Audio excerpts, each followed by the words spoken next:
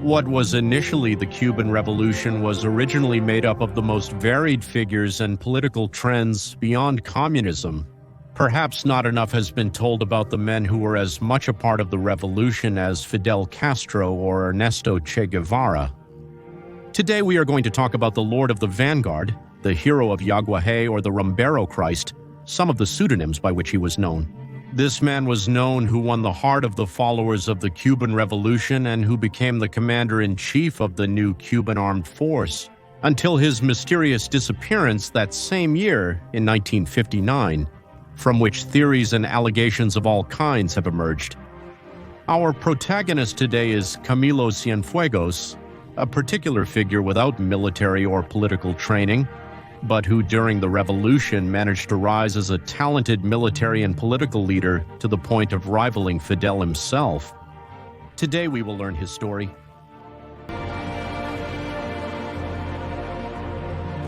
Camilo Cienfuegos Guerrilla. He was born on February 6, 1932, in the neighborhood of La Vibra, in the Cuban capital of Havana. Raised in a family of Spanish immigrants who had recently arrived on the island, Camilo was a spirited young man, known in his neighborhood for his charisma and great eloquence in expressing himself. He enjoyed reading and playing baseball. His life was always austere, after completing his early studies at a public school in his municipality. He was forced to do all kinds of jobs and small tasks to cope with the family's complicated financial situation. On the other hand, his parents openly professed the ideology of anarchism, especially his father, Ramon, who had participated in organizations of Spanish origin such as the International Anti-Fascist Solidarity and also in the Libertarian Association of Cuba. When Camilo was still a child, his father would take him to raise funds on the streets of Cuba for the Republican side during the Spanish Civil War. It should be noted that the island where Camilo was born, in 1932, is less than 40 years old. It was still a captaincy general of the Spanish kingdom, to which it had belonged for centuries. Then, after independence and the Spanish-American War by 1902, Cuba was already a republic, but under American military tutelage. And in the following decades, the Republic of Cuba would evolve towards greater independence and political openness. By the 40s, the people of Cuba were already witnessing a fervent political debate among political movements of various kinds. At just 16, he starts engaging in political activism, taking part in various demonstrations. Despite this, he never had revolutionary aspirations, nor did he feel a greater attraction to any political ideology.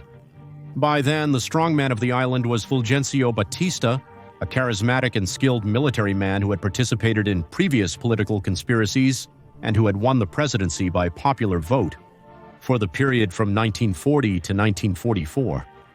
The strong parties in turn on the island were the Authentic Revolutionary Party and the Cuban Orthodox Party, but the armed forces continued to be the central power. With the support of the army and the unions, Batista returns to power with a coup in 1952, amid circumstances and for reasons the story of which belongs to another old man. The fact is that this pushes several political groups, which had already been trained previously by international agents, towards a clandestine armed struggle against Batista. One of these was the effusive university leader named Fidel Castro, who several years ago had already been trained and had participated in armed operations. This is similar to the failed operation in Cuba against the Trujillo regime in the Dominican Republic. The truth is that, returning to Camilo, after participating in several student demonstrations, on December 14, 1955, at an event in commemoration of the Cuban hero Antonio Maceo, Camilo is wounded by a bullet in the leg during a police raid. This event causes Camilo to be flagged by the Bureau for the Repression of Communist Activities as an individual of interest. Persecuted, jobless, and forced to abandon his studies due to his complicated economic situation, he goes into exile in the United States in March of 1956. There he seeks to connect with groups of exiled Cubans. Shortly after, he receives a tempting recommendation from a fellow countryman to travel to Mexico. In Mexico, he would be welcomed by a significant community of Cuban exiles, with the promise of having shelter and food during his stay. In September of that year, Camilo arrives in Mexico, unaware of what awaited him in his new destination. It turns out then that the community of Cuban exiles were the revolutionary members of the 26th of July movement.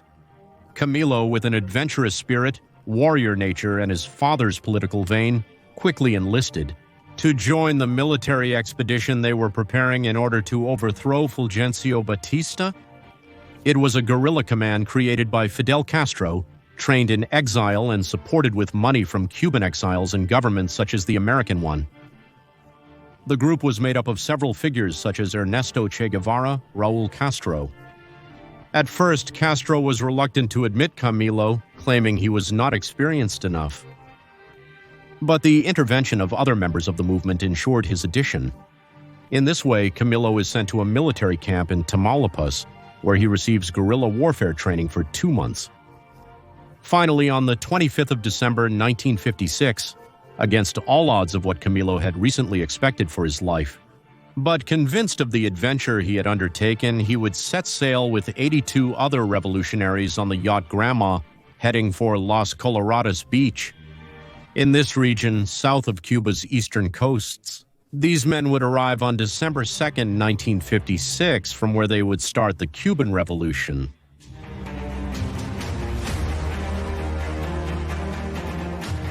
Three days after arriving on the coast and moving through the area, Camilo Cienfuegos receives his baptism of fire along with his companions in the town of Alegría de Pillo. There they are ambushed by the Cuban army. The operation is a disaster at first, as many of the guerrillas are killed or captured in this ambush. Camilo was just one of the 17 men from the expedition who managed to escape into the jungles of the Sierra Maestra and the retreat through the mountains. The revolutionaries regroup, and after a series of skirmishes against members of the Cuban army, they manage to neutralize several of them, and then recruit several inhabitants of the area for the cause.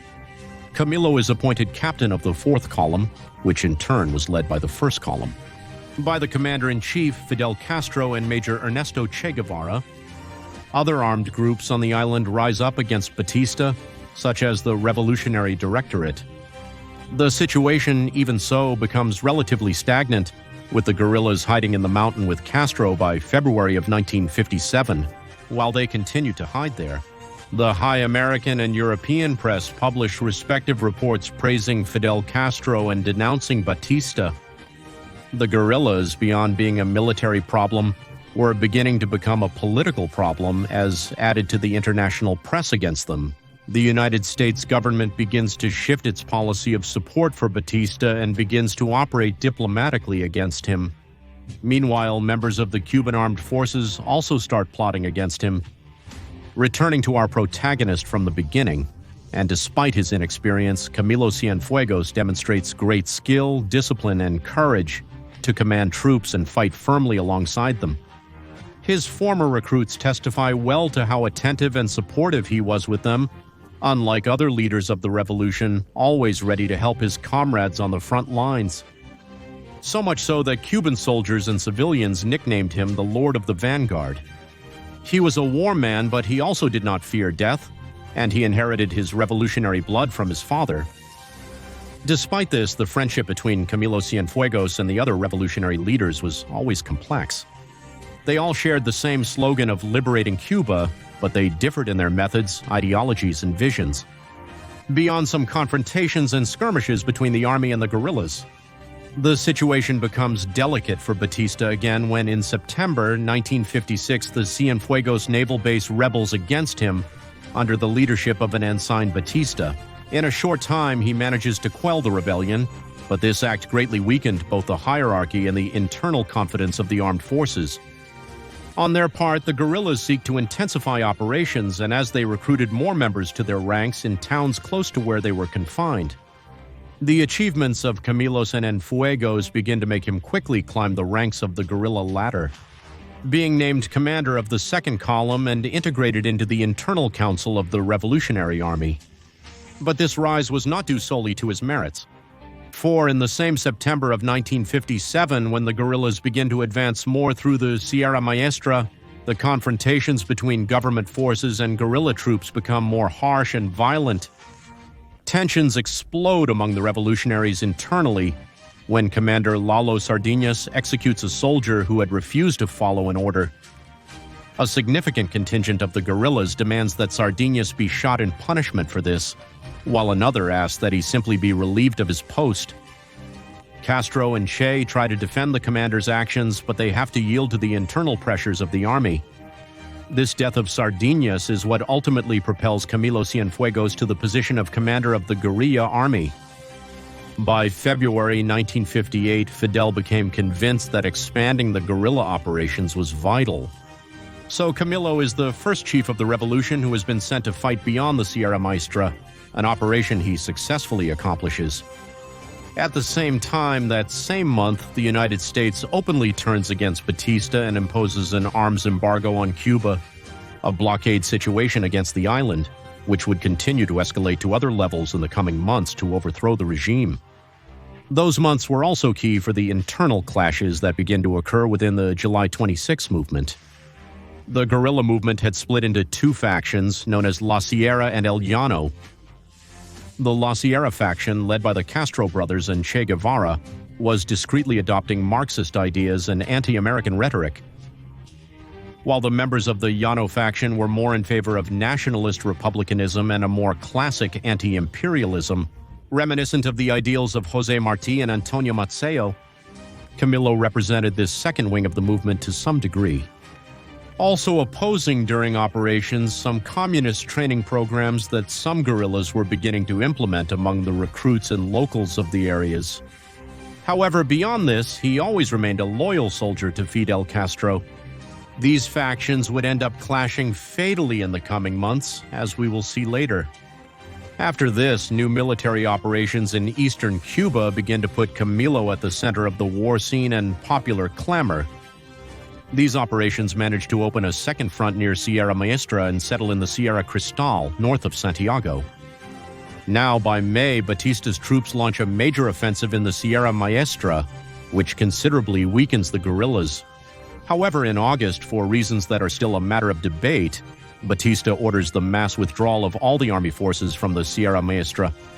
That's when Che Guevara and Camilo Cienfuegos are sent to the center of the country to fight, a place they reach after 6 weeks of walking through marshy and intricate areas. The widespread press and propaganda are gaining Camilo significant notoriety and public affection nationwide, suddenly becoming a popular icon of the revolution due to his great charisma and military operations.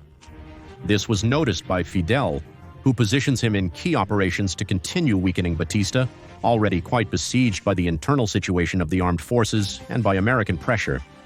On December 21, 1958, the Battle of Yaguaje takes place, where Camilo, in command of 200 men, after 10 intense days of combat, subdues a formidable garrison of 350 men entrenched in the local barracks, managing to also seize a very important arsenal for the Revolutionary Army. Such feat earned him the nickname of the Hero of Yaguaje.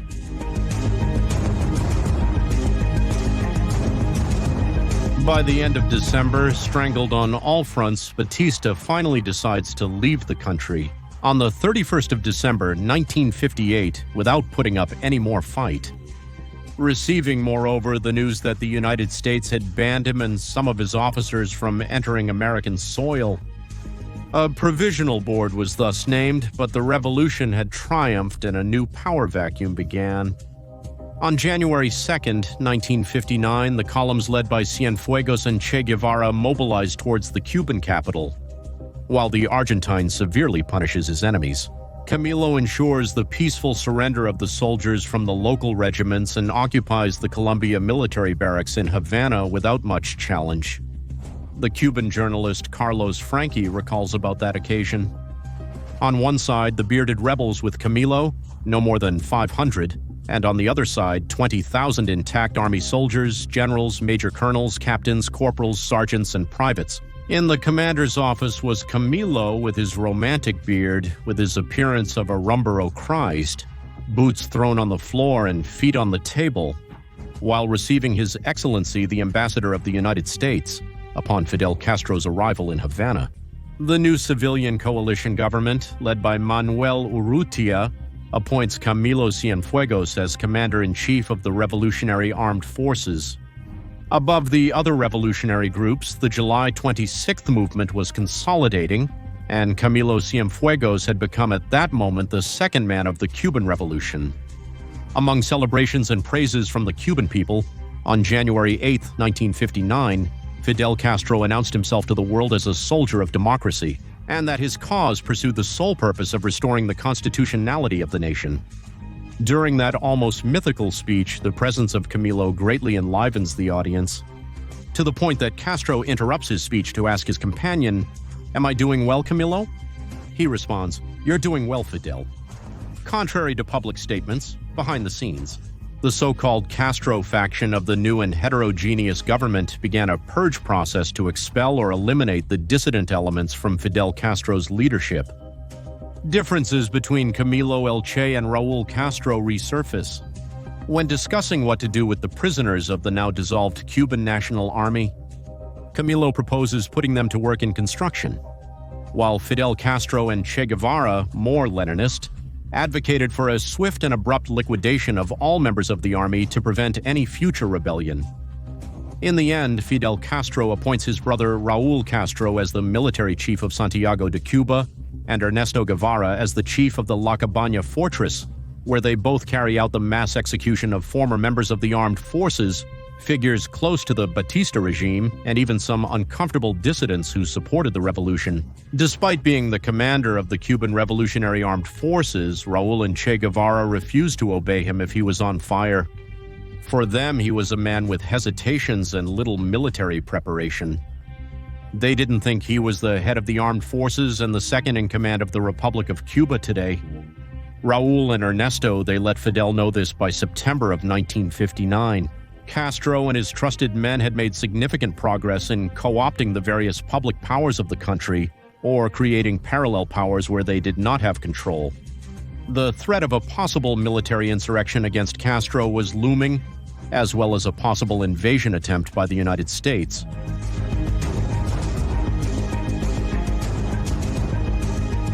Around the same time, Castro organized a failed secret expedition to overthrow the Dominican president, Rafael Leonidas Trujillo, which Camilo Cienfuegos had opposed due to its likely failure.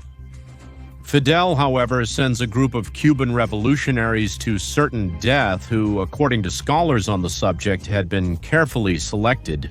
4 being from the most Republican wing and opposed to Fidel, known as the Faction of the Plain.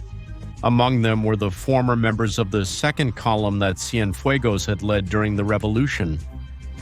A month after the soldiers' deaths, Castro ramps up the attack against Camilo Cienfuegos, and Raul Castro is promoted to be the Minister of the Revolutionary Armed Forces, formally replacing Camilo in his former position. Despite suspicions about Fidel Castro, Camilo remained loyal to him. Huber Matos, a former revolutionary of the July 26th movement and of the Llano faction, a supporter of Cienfuegos, had become disillusioned with everything that had happened after the rise of the Castroist communist faction over the high spheres of power in Cuba. So he makes the final decision to desert and to rise up after the military rise of Raul Castro. He starts conspiring with several future leaders of the 1961 Bay of Pigs invasion. And at the same time, he contacts his close officers to also resign as a sign of protest against Castro. On October 19th, from the city of Camagüey, Matos sends Fidel a resignation letter in which he pointed out the growing communist influence in the government, and he organizes with the local media the transmission of this news. On the 21st of that same month, Castro sends Camilo Cienfuegos to arrest Matos for betraying the revolution. Camilo travels by plane to the city and meets Uber at the gates of his barracks, where he orders his guards to lower their weapons and allows Cienfuegos to enter. To converse, Matos strongly warns Camilo that his life was in danger. He told Camilo that his position in the army and the popular support he had won had made him very uncomfortable for the new leadership that was rising. After their talk, Camilo won't take Matos into custody.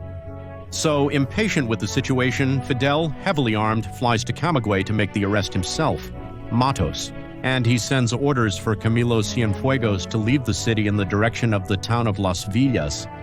But before Fidel arrived, Uber decides to surrender and put his men under the command of Camilo Cienfuegos so that he could take him to a trial in Havana. But they end up being intercepted by Raul Castro's trusted security chief, who ends up escorting Matos to Havana. And he informs Camilo Cienfuegos of the new guidelines that Fidel had sent. After a final press conference in Camagüey explaining the events of October 28th, Camilo takes a small plane back to Havana to meet with Fidel Castro. Above all this mess, however, he leaves to never be seen again. Well, 2 days later, after the air controllers lost information about the small plane, news began to emerge about the disappearance of Camilo Cienfuegos. All of Cuba is shocked. Sectors from all over society join in the search for Camilo. The civil clergy is a member of the army, and even the ambassador of the United States cooperates in the search efforts, but they never manage to find the remains of the plane. Some theorize that the ship crashed far from its destination, others that the plane did not have enough fuel and plunged into the sea. But all of this was more than contradicted by the official reports from the same airport from where Camilo had departed. In those reports, there is also the takeoff of a fighter jet armed with a 20mm machine gun a few minutes after the small plane in which Camilo was traveling took off. According to witnesses at the airport and the fighter jet's own mechanic, the aircraft returned with all its ammunition spent. In the following days, all the airport witnesses and several military personnel involved in the search for Camilo were arrested and sent to Havana to be interrogated. But nothing more was ever known about them. On November 12th, in its reports on the Castro case, it exposes the official version of the Cuban government, where it mentions nothing about the events around Camagüey Airport. His assertion to the Cubans is that there are many Camilos in the town. Castro continued to strengthen his faction's control over Cuba, while making Camilos and Cienfuegos new martyrs for his cause. The remnants of the old faction of Los Llanos at the beginning of the revolution and other sectors of Cuban exiles would later organize to try to overthrow Fidel. Many of them would be the protagonists of the Bay of Pigs invasion, of which we have a very good video on the New Encyclopedia channel. In this way, the death of Camilo Cienfuegos was consummated, the cause of numerous speculations that will correspond to time to develop. A charismatic, peculiar man who did not have the imprint of the serious politician or the disciplined military man, but who managed to consolidate himself through his personality and serenity as one of the most beloved leaders of the Cuban people at that time. Thank you very much for watching this video. I hope you liked it, and don't forget that it's very important to us that you can subscribe to the channel, leave your comments, share the video, follow us on our Instagram account called The New Encyclopedia, and above all, that you can support us on our Patreon with any help you can give us. Thank you very much to everyone, and may God bless you.